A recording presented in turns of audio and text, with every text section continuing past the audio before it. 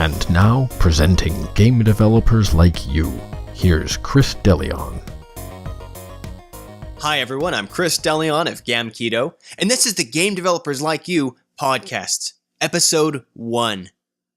Now, that music for the introduction is by Danny Baranowski, a professional game musician and a really incredible guy, and the introductory statement is from Krister Kaitila, who goes by McFunkyPants on Twitter, also a game developer, also does a lot of outreach just like me, to help people get into making video games, so big thanks and shout out right from the beginning to those two. Now, if you're wondering what Game Developers Like You, the podcast, is all about, that's where I want to walk you through what kind of my reasoning is for getting into it, maybe a little bit about my background so you know who's doing these interviews, and then maybe what I hope you're going to get out of it, because this really is about you. Where this idea started was, some years ago, Indie Game the movie came out, and it put a spotlight on some incredibly successful game developers who have, no doubt, they're talented people, they worked very, very hard for a very long time, and have seen the success for their work. Now, a lot of people, of course, have criticized that movie for not anything wrong with those developers, but simply the fact that the nature of having to tell a story in 90 minutes, there's a lot about what game development looks like on the ground level for a lot of people out there that's not captured as part of that film's story, as part of that documentary. Now, on the other end of the spectrum, next week I'm going to E3, the Entertainment Expo out here in Los Angeles, and there we're going to see a lot of press from huge companies, AAA studios. EA is going to be there, Activision is going to be there, Ubisoft's going to be there, showing their latest and greatest humongous games that have taken hundreds of people years and years to develop. And in some ways, we might see these as two different categories of game making. On the one end, we have indie games, and on the other, we have AAA's, big studio kinds of projects, massive commercial games. And I think to a commercial perspective, to a consumer perspective, it seems like those are the two kinds of games, right? There's indie games, and then there's AAA games.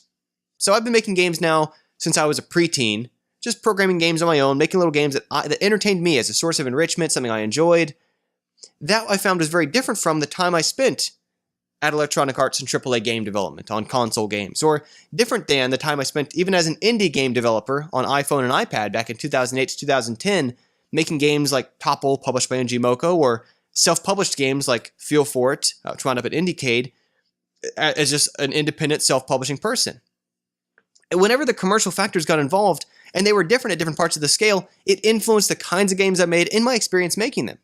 And so that led my mind some years ago, in this case 6 years ago, to the idea that there should be a different category of games, hobby game development, which is to say it's been going on for decades. It's not just something I've been doing, but that it felt like another category people weren't thinking about when we talked about what game development looks like.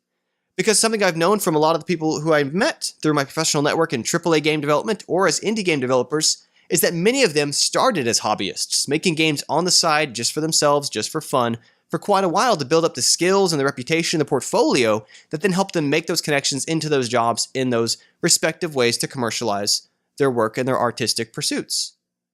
But then, as I've been doing this longer and longer, I've learned that there's really so many more diverse experiences and ways to make games than just 3 bins. It's not just AAA, indie, or hobby. There's also all kinds of gray space in the middle, increasingly so, as there are new and different ways that people fund their games, as early access, as kickstarting their games, their donations, through streaming, through all kinds of other avenues that people use. And I just wanted to just reach out into the game developer community through my handle. It used to be Hobby Game Dev on Twitter. Now it's GameDevsLikeYou to match this podcast, and capture some stories of developers out there from all across the spectrum of experience levels.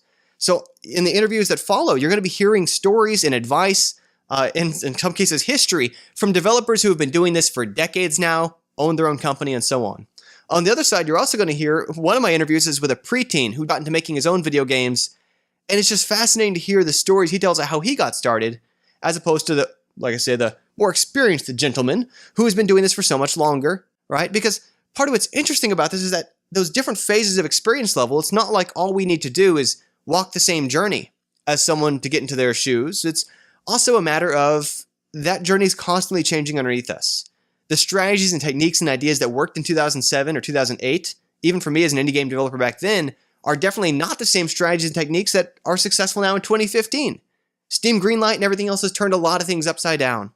And so I want to help focus in these interviews stories about how things have changed.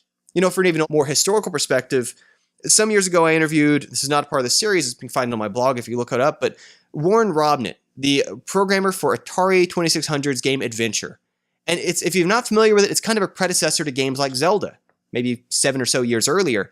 And it was really like one of the first few games where you would move your joystick to move this dot on the screen. That was your player. When it walked to the edge of the screen, it flipped to the next room. And that was like a mind-breaking new idea at the time that other people had not accomplished, hadn't pulled off. And when I'm talking to him about how he and his peers got into Atari, people went into it with zoology degrees. People went into it with all kinds of math degrees because there was not even a computer science degree yet. As programmers, they just had to hide math degrees.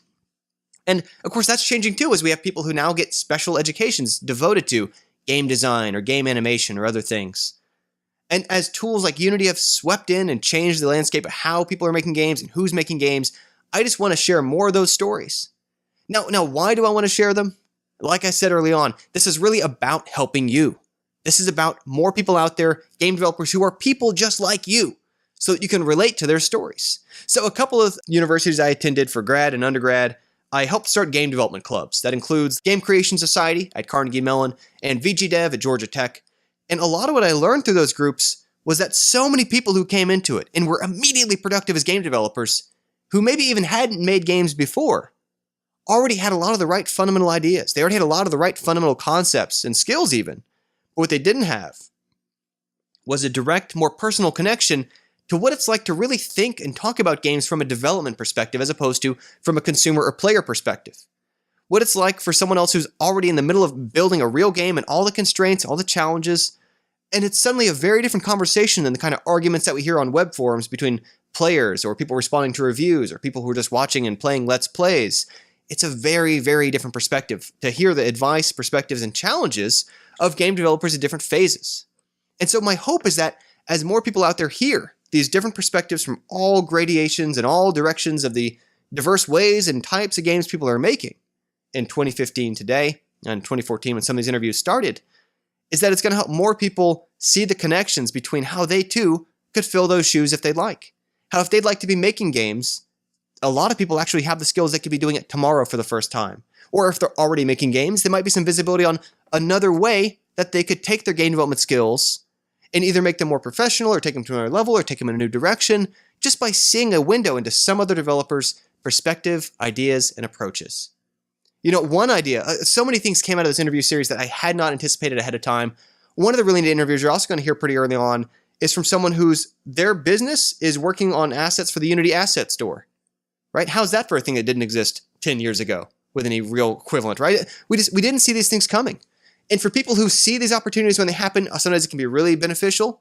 For a lot of people who get caught off guard by it, it's often looking out for what's the next big thing. And so another interview I've got, right, is with a VR developer who's building games for some of the first rounds of virtual reality equipment, which have been now in developer circles for a while, but still have not quite yet reached consumer hands. And so I think it's going to be exciting to hear how that experience has maybe differed from some of the other more traditional platforms we've heard people make games for. So, you know, whether you're making games yourself already, whether you've never made video games but you're thinking about it, I want to encourage you to follow along this series. Now, speaking of which, so a lot of these interviews are things I've recorded now over the past year. I started this right when I moved to Los Angeles from Atlanta. It was important to me that I wanted to start sharing these stories, reaching into the network I'd built up over the years through social media to share more game developer stories. But, you know, I've only got a finite number of interviews in that stockpile. And as soon as they expire, I'm probably going to be looking for more game developers to interview. And perhaps you'll be among them. So if you want to hear about how you can join this group, be a part of the interviews, whether through this podcast or maybe some other medium, think about maybe doing some live streaming of interviews perhaps, check it out. Keep listening to this series. You're going to hear how you can apply to join into the series and be interviewed as well.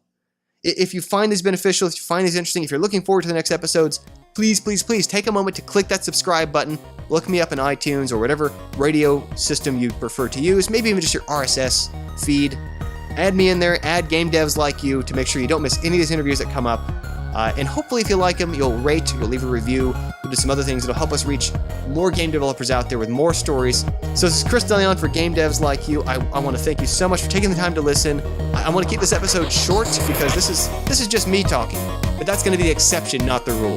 Most of these interviews are all about other game developers like you.